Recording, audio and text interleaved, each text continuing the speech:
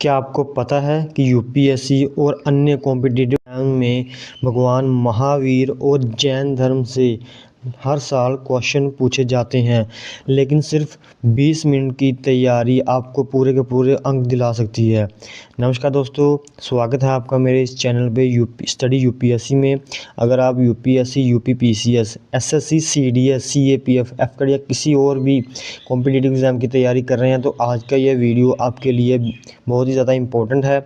इसमें हम महावीर भगवान जी के जीवन, 5 महाव्रत, त्रिरत्न और बहुत सारे जो क्वेश्चन एग्ज़ाम में पूछे जाते हैं उनके बारे में पढ़ेंगे। इसलिए वीडियो के लास्ट तक बने रहें। अगर वीडियो पसंद आए तो उसे लाइक करें, सब्सक्राइब करें। इससे मेरे चैनल को ग्रोथ मिलती है और आगे तक बाकी लोगों तक पहुंचता है जो यूपीएससी और अदर एग्ज़ाम्स की तैयारी कर रहे हैं। चलिए शुरू करते हैं हम जैनिज़्म से। इनका जो लाइफ ऑफ वर्धमान महावीर पहला टॉपिक है। इनका जन्म हुआ था, इनका पूरा लाइफ टाइम है 539 बीसी से 467 बीसी। इनका पूरा नाम था वर्धमान महावीर और ये 24वें तीर्थंकर थे जैन धर्म के। He was born at the Kundagram near Vaishali to Kshatriya parent. इनके पिता का नाम था सिद्धार्थ और माता जी का नाम था त्रिशला। महावीर जी की जो माता पिता थे उनका नाम था सिद्धार्थ और त्रिशला। उनकी जो मैरिज हुई थी, शादी उनके यशोदा जी के एक नाम की प्रिंसेस थी उनके साथ हुई और उनकी जो पुत्री थी उनके द्वारा एक पुत्री हुई और 30 साल की एज में वो एक साधु बन गए, एक सन्यासी बन गए और 12 साल तक सत्य की खोज में भटकते रहे। और उनकी तपस्या के 13वें साल को उनको ज्ञान की प्राप्ति हो गई और उनको जिसको केवल ज्ञान बोला जाता है, इसलिए बाद में उनको महावीर और जिना कह के जानने लगा। उनके जो फॉलोअर थे उनको जैन्स कहा जाता था एंड उनके धर्म जो उस धर्म को अपनाने लगे उसको जैनिज़्म का नाम मिल गया। He preached his doctrine for 30 year तक उन्होंने प्रीचिंग की पूरे देश में, पूरे अलग अलग राज्य में जाके। Died at the age of 72 at the power near Rajgriha में उनकी जो मृत्यु हो गई थी। बाद में अगर हम पढ़ते हैं आगे कि teaching of the Mahavir ji ने कौन कौन सी टीचिंग दी अपने पूरे लाइफ टाइम में जो उनको ज्ञान की प्राप्ति हुई थी। 3 प्रिंसिपल ऑफ द जैनिज्म, त्रिरत्न भी बोलते हैं उनको, 3 जेम्स कौन से थे? राइट फेथ, राइट नॉलेज और राइट कंडक्ट। ये 3 मेन प्रिंसिपल थे जो जैन धर्म के थे। इससे वो लोगों को प्रीच करते थे और सत्य की बातें बताते थे। राइट फेथ, ये पूछा जाता है कि त्रिरत्न जो प्रिंसिपल है वो कौन से धर्म से साथ संबंधित है। सो वो आपका आंसर होगा जैन धर्म। राइट फेथ का मतलब क्या है? Right faith is the belief in the teaching and wisdom of the Mahavir की टीचिंग और उनके जो ज्ञान है उस पर बिलीव करना। राइट नॉलेज क्या है कि acceptance of the theory that god, there is no god, कोई भी परमात्मा नहीं है। And the world has been existing without a creator, कि किसी भी भगवान के बिना भी ये पूरा ब्रह्मांड है वो एग्जिस्ट कर रहा है। That all object possesses the soul, कि हर एक चीज़ जो एनिमेट है चाहे इनएनिमेट है, पत्थर है चाहे पेड़ है, कुछ भी है, उसमें भी आत्मा होती है। राइट कंडक्ट का मतलब क्या है? It refer to the observance of the 5 great वो, 5 प्रतिज्ञा जो ऑब्जर्व करता है, जो प्रतिज्ञा करता है वो उसको राइट कंडक्ट बोलते हैं। कौन कौन सी? नॉट टू इंज्योर लाइफ, किसी को मारना नहीं है, हिंसा नहीं करनी, झूठ नहीं बोलना, स्टील चोरी नहीं करनी, प्रॉपर्टी को एक्वायर नहीं करना और एक अच्छी लाइफ जीनी है। मतलब बुरी लाइफ, इमोरल लाइफ, असभ्य वाली लाइफ या फिर अधर्म की लाइफ नहीं जीनी है। ये 5 प्रिंसिपल थे जैन धर्म जी के।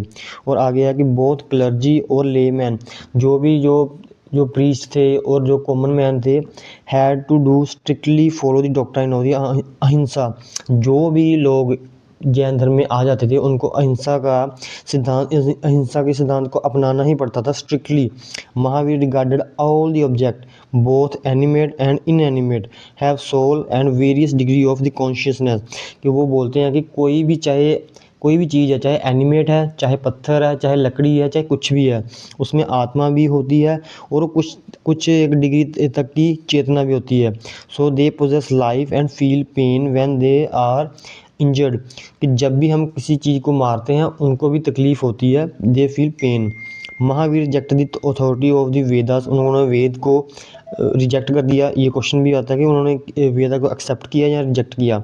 ये उन्होंने वेद को रिजेक्ट किया था। ऑब्जेक्टेड टू दी वैदिक रिचुअल, और वैदिक रिचुअल्स को भी। ही advocated very Holi and ethical code of life, उन्होंने एक पवित्र लाइफ जीने का, एक एथिकल जो अच्छी लाइफ होती है उसको जीने का एक मतलब उसको एडवोकेट किया, उसको उन्होंने प्रोत्साहित किया। Even the practice of the agriculture was considered sinful as it causes the injury to earthworms and animal. उन्होंने तो जो एग्रीकल्चर थी उसको भी करने के लिए रोका, क्योंकि इसके साथ क्या होता है कि जो कीड़े होते हैं और एनिमल्स होते हैं और जो धरती होती है उसको भी चोट पहुंचती है, उनका ये मानना था। Similarly, the doctrine of the asceticism and renunciation was carried to the extreme length by the practice of the starvation, nudity and other form of self torture। उन्होंने ना ये बताया कि अपने आप को ज्ञान की प्राप्ति करने के लिए आपको कई तरह के सारी सामाजिक चीज़ों को छोड़ना पड़ेगा, कपड़े और भूखा रहना पड़ेगा, और अपने आप को एक्सट्रीम टॉर्चर देना पड़ेगा, ताकि आपको ये दुनियावी चीज़ों से दूर रहकर आपको ज्ञान की प्राप्ति हो सके। तो ये उनकी सिद्धांत थे। आगे आगे जैनिज़्म फैला कैसे अलग अलग देशों में। महावीर ऑर्गेनाइज, उन्होंने संघ ऑर्गेनाइज किया टू स्प्रेड हिज टीचिंग, अपनी टीचिंग को उन्होंने दूर दूर तक ले जाने के लिए एक संघ बनाया लोगों का।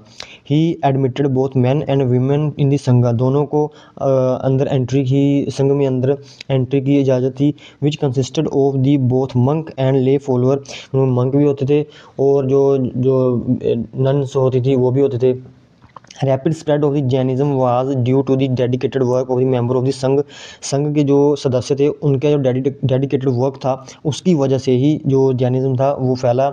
Spread to the rapidly in the western India, जो इंडिया के वेस्ट पार्ट में था बहुत जल्दी से फैला।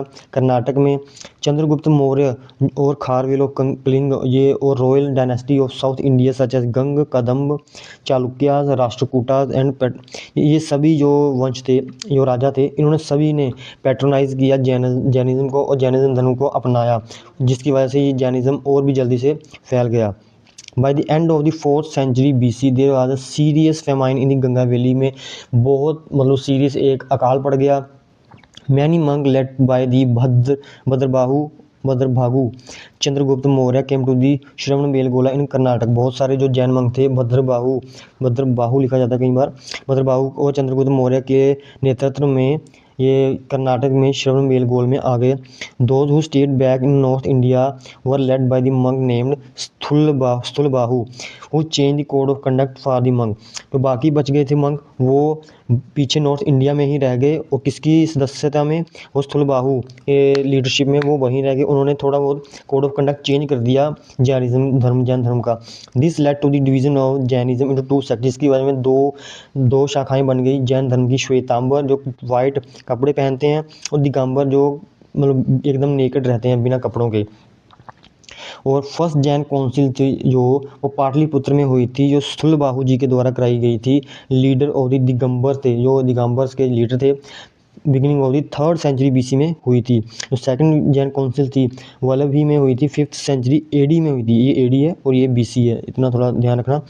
फाइनल कंपाइलेशन जी तो जो हुआ था जैन धर्म के लिटरेचर का, इसको 12 अंगस बोलते हैं, वो इसी काउंसिल में कंपाइल हुए थे, कंप्लीट हुए थे। सो इतना ही था ये जैन धर्म के बारे में, जो मेन पॉइंट थे हमने कर लिए हैं। सो इसी में से क्वेश्चन आते हैं जैन धर्म के।